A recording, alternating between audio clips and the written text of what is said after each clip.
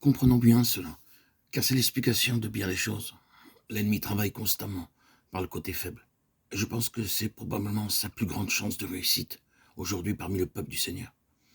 Les préjugés ont appelé prudence, suspicion, être vigilant, de bons termes pour des choses mauvaises. L'ennemi est passé maître dans cela.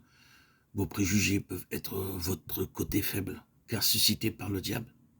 Il a trouvé la possibilité de créer cela, et c'est devenu un obstacle dans votre propre vie spirituelle et dans la voie de la plénitude céleste.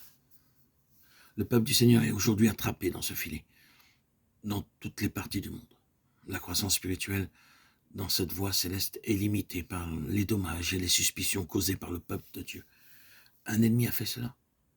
Pourquoi dans la lettre aux Éphésiens, avec toute la plénitude céleste en vue et le conflit spirituel en relation avec ce qui est montré, l'apôtre prie pour que les yeux de leur cœur soient illuminés?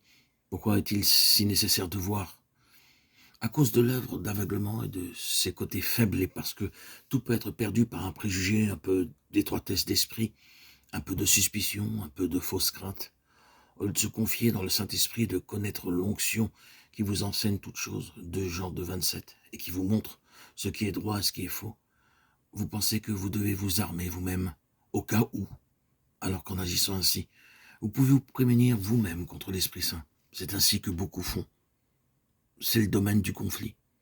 Spirituellement, c'est comme cela, c'est une sournoise et subtile menace. Et il y a de plus un autre aspect à ce conflit spirituel. Pourquoi est-ce que le Saint-Esprit introduit tout cela? Pourquoi est-ce que le Saint-Esprit le permet? Vous pensez que cela viendrait naturellement de l'ennemi? Mais pourquoi le Saint-Esprit en prendrait-il l'initiative ou favoriserait-il lui-même les occasions? Nous l'avons vu dans le cas du Seigneur Jésus, délibérément, car c'est une déclaration précise et positive. Alors Jésus fut conduit par l'Esprit dans le désert pour être tenté par le diable. Le Saint-Esprit prend l'affaire en main, précipitant les choses pour introduire ce conflit.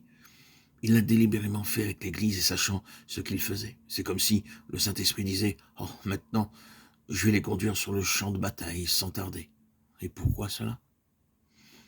Au moment pour une chose, parce que c'est une affaire spirituelle, un héritage spirituel, parce qu'il y a des forces spirituelles qui ont usurpé la position et qui doivent être délogées, mais aussi parce que nous croissons spirituellement seulement par le conflit. Le Seigneur s'intéresse à nous. C'est peut-être difficile pour nous quand un prédicateur sur une estrade déclare « Vous allez avoir des difficultés parce que le Seigneur s'intéresse à vous ». Il permet au diable de vous assaillir parce qu'il désire votre bien-être. Ce sera peut-être difficile pour nous d'accepter une telle déclaration. Cependant, peu de temps après, l'ennemi viendra et commencera à faire son terrible travail.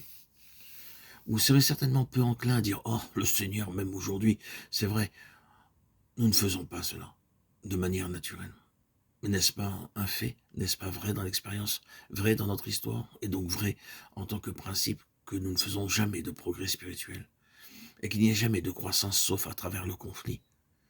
C'est vrai. La seule manière par laquelle nous croissons, c'est quand il y a quelque chose à surmonter ou que notre vie spirituelle doit prendre le dessus sur quelque chose. C'est une loi dans la nature et aussi dans la grâce. Il n'y a aucun progrès sans lutte. Veuille Dieu que nous puissions être capables de regarder à lui à chaque instant. Nous croyons que cela peut être vrai comme un fait objectif, mais qu'il nous délivre d'être seulement saisis par une vérité. Le Seigneur désire des gens qui entrent réellement dans ce domaine, non pas sur le plan doctrinal ni dans le domaine de la connaissance biblique, mais qui le possèdent réellement. Et c'est quand vous venez réellement vous placer sous le contrôle du Saint-Esprit que vous êtes dans la voie de la réalité et que la foi dans le Seigneur devient concrète et très pratique.